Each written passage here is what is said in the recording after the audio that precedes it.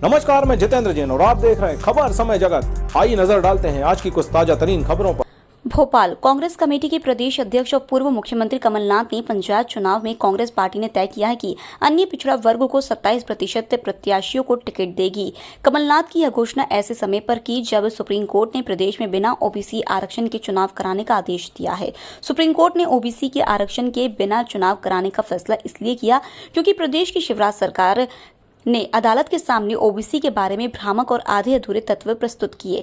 कमलनाथ ने राज्य सरकार से यह भी कहा है कि यह प्रस्ताव पारित कर केंद्र सरकार से संविधान में संशोधन करने का आग्रह करे ताकि अन्य पिछड़ा वर्ग के लोगों को उनका संवैधानिक अधिकार मिल सके। यह बात कांग्रेस के जिला अध्यक्ष कैलाश मिश्रा ने राजधानी भोपाल के शुभिन रेस्टोरेंट में एक प्रेस वार्ता के माध्यम से कही। उन्होंने कहा कि ओबीसी वर्ग के हित में उठाए गए इस ऐतिहासिक कदम के लिए हम कमलनाथ जी का आभार व्यक्त करते हैं। प्रदेश का मुख्यमंत्री रहते हुए उन्होंने ओबीसी वर्ग को 27% आरक्षण दिया था। आज विपक्ष में होने के बावजूद वह ओबीसी वर्ग को उसका संवैधानिक अधिकार दे रहे हैं। इससे पता चलता है कि कमलनाथ की नियत सामाजिक न्याय करने की है, जबकि सत्ता में बैठे लोग सिर्फ बहानेबाजी करके ओबीसी हितैषी होने का पाखंड कर रहे हैं, जबकि असल में उनका चरित्र आरक्षण विरोधी है। कैलाश मिश्रा ने कहा कि मध्य प्रदेश और पूरे देश में अन्य पिछड़ा वर्ग का हित करने का काम हमेशा कांग्रेस पार्टी ने किया है। ओबीसी के खिलाफ जो काम किया वह राष्ट्रीय स्वयंसेवक संघ भारतीय जनता पार्टी का गुप्त एजेंडे का एक हिस्सा है। कांग्रेस पार्टी ने जब भी ओबीसी वर्ग को कोई अधिकार दिया है तब बीजेपी ने चोर रास्ते ओबीसी के वह अधिकार छीनने का हमेशा वो काम किया है, वो करती आ रही है। दो नई ऊंचाई देने के लिए माननीय कमलनाथ जी का हम बहुत बहुत आभार करते हैं, धन्यवाद प्रकट करते हैं।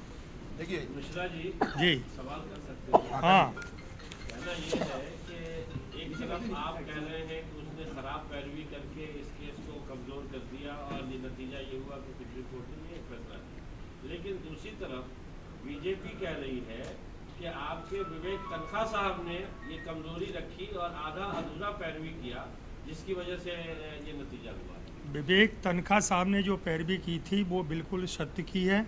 उन्होंने इस तरह की पैरवी नहीं की कि 27% आरक्षण को किसी भी तरह का कोई नुकसान हो, और उन्होंने बिल्कुल सही पैरवी की है। जो तत्व थे सामने वो उन्होंने रखे, और 27% आरक्षण का कांग्रेस पार्टी या हमारे किसी एडवोकेट ने कभी विरोध नहीं किया, न करेगी न किया है।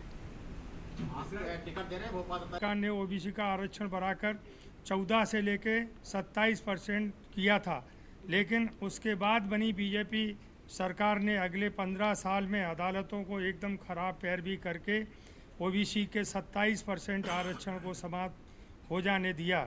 2018 में जब कमलनाथ जी की सरकार बनी और कांग्रेस सरकार ने ओबीसी के लिए एक बार फिर 27% आरक्षण दिया। इस आरक्षण को वर्तमान शिवराज सरकार ने अदालतों के सामने गलत तथ्य रख के धीरे धीरे खत्म किया। माननीय कमलनाथ जी ने आज घोषणा की है और यह स्पष्ट हो गया है कि न सिर्फ निकाय चुनाव में बल्कि कांग्रेस पार्टी शानदार प्रदर्शन करेगी, बल्कि आरक्षण समाप्त होने के बावजूद कांग्रेस पार्टी के प्रयासों से ओबीसी वर्ग के अधिक से अधिक प्रतिनिधि निकाय में चुनकर आएँ। सभी समाजों के साथ समानता का व्यवहार करना, सबको संविधान मुताबिक अधिकार प्रदान करना कांग्रेस पार्टी की नीयत हमेशा रही है। हाँ करते हम। देखिए जो भी ऐसे लोग हैं जो मुख्य धारा से नीचे हैं और जिनको आवश्यकता है आरक्षण की, हम उन उस सब चीज का स्वागत करते हैं। सामान्य वर्ग के लोग अगर गरीबी रेखा के नीचे हैं तो उनको भी मिलना चाहिए, उनका हक मिलना चाहिए। मेरा भी यही कहना है, आर्थिक आधार पर जो सामान्य वर्ग को आर्थिक आधार तय किया है तो अन्य वर्गों में आर्थिक आधार तय क्यों नहीं होना चाहिए?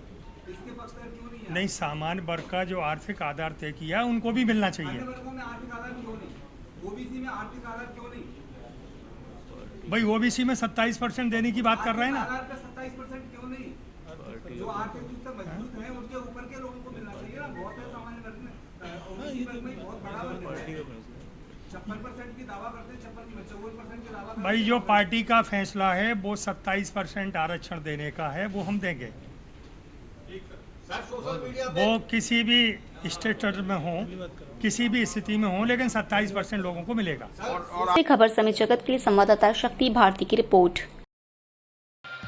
For latest news, subscribe to our channel and press the bell icon.